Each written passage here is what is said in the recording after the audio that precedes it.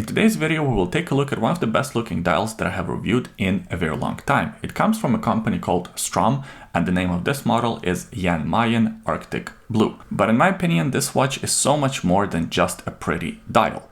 My name is Oleg, that right there is Mr. Bond, and in today's video we will talk about all the positives and the negatives of this model. Now, as always, let's talk about the case and the dimensions. This watch features a 38.7mm diameter. It's about 45.7mm from one lug to another. The lug width is about 24mm, and this one is 11.5mm in case height, including the domed sapphire crystal.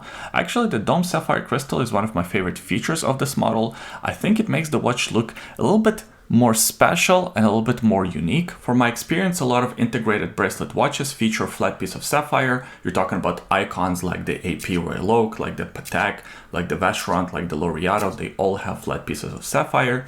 Even looking at some of the recent releases like the Christopher Ward, the Venezianico, the Mido, the Zelos, they all have flat pieces of sapphire. So having a domed sapphire instantly makes this watch different. I know it's a small change, but it does make a pretty big difference. On top of that, the case has a very unique shape. It is sort of rounded and squared with sharp angles. There's a mixture of satin and high polish finishes. The high polish finishes are mainly found on top of the case, around the bezel, as well as on the side of the crown. The crown is a screw-down crown located at the 3 o'clock position, helping with that water resistance. 100 meters is what this watch is rated at. Another element of the watch that helps with the water resistance is the screw-down caseback. You can find a display caseback that is screwed down with some engraving, the usual information about the movement, about the model name, and the fact that it is Swiss-made because it features a Swiss-made movement, which we're going to talk about in a few minutes. When this watch came out about 2 years ago, there weren't as many integrated bracelet watches on the market. Currently, there are plenty. I have reviewed plenty just in the last few months, but I think this model stands out with a few key distinctions. Number one, as I said, that domed sapphire crystal. Number two, the overall case shape and design. It is kind of unique.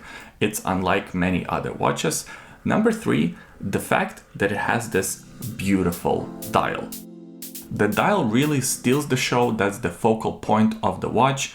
And oh man, what a good looking dial this is. At first I laid my eyes on this model at the Vancouver Timepieces show. I was mesmerized. I think it looks a lot more beautiful in person once you hold it, once you let the light hit it from different angles.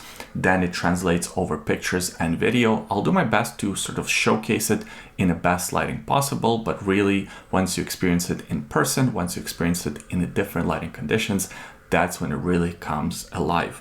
It takes quite a bit of work to create a dial like this. You can tell that it's layered, you can tell that it's beautifully painted, and it's well thought out. There are a few different color options available. My favorite is this Arctic Blue that I'm currently reviewing. There's also the red version that's limited edition with Fratello watches. There's the green one. There are quite a few, and I think they're releasing some special editions here and there. And as attractive as this dial is, I kind of wish that they added some writing closer to the 6 o'clock position. I know I might be in a minority on this one. People might disagree in the comments section, but I think having that balance would add so much. Maybe add the name of the model or add automatic, something like that at the bottom between the pinion and between the 6 o'clock position to sort of balance out the look. Watches without that writing to me kind of look naked. They kind of look empty, but hey, as I said, I might be in a minority. There is a logo by the 12 o'clock position with the Straum written right under, all applied indexes around the dial, as well as this open rail track, and of course a sword set of hands with a needle-like seconds hand. There is plenty of lume on the dial. Here's a lume shot for your reference. This dial in combination with the case and the strap create a very cool dichotomy that in theory shouldn't work, but I think in this model it does work. What I'm talking about is the fact that the dial on the watch looks like it's supposed to be on a dress timepiece, right? It doesn't feel too sporty. However, pairing that with the case and especially with this rubber strap really creates this kind of unique sports looking watch. I quite like it, and it does feel a lot more rugged than it should. Once again, especially because of this strap. And this is the new change for 2025 that Straum has been working on. The big change are actually these end links, so they will be available to previous purchasers of this model on the stainless steel bracelet. You can just buy the end links and then you can buy these straps so you can have your watch easily interchangeable between the old bracelet and this new strap. The strap is of an excellent quality. It's FKM rubber, which is very soft and it conforms to your wrist right out of the box. And actually one of the clever tricks that Straum has employed, having 3 different positions for the buckle. The hardware, by the way, is very simple. It's just a simple tank buckle, but you have 3 different choices depending on your wrist size. Since this is a review sample, I didn't actually cut the strap, but once you receive yours, you can cut it to the desired length. So you have the large, medium, and small. I would probably cut mine for medium. Large right now I'm wearing to the second to last hole. So that's roughly gives you an idea of how much you can customize this strap, which is a very clever idea. I actually haven't seen too many companies present this type of an option to customers. However, there is a small complaint with the strap and this overall system. I think it works pretty well, although it's slightly clunky. Straum is saying that this is just a prototype and the final production version is going to be a lot better. I hope so, but of course I'm reviewing the product that I have in front of me. So right now it's okay, it works. You know, you press here and then you can release the strap, and once you're ready to push it back, you simply push and you have to really make sure that it's firm in place. There's a slight click. Once that's done, the strap is in place and it feels pretty secure. So it's a good system. It's a proprietary system, which has its pros and cons. I hope that the final system is slightly more refined and slightly more quote unquote satisfying to use. As it is right now, it's not too bad, but it could be improved. And on the wrist, the strap is very comfortable. Here is the watch on my 7¼ inch wrist. I think the sizing fits really well, and actually this watch wears larger than the 39mm diameter would suggest. I say this one wears closer to that 40, maybe even 41 mil, so I wouldn't wish this watch to be any larger.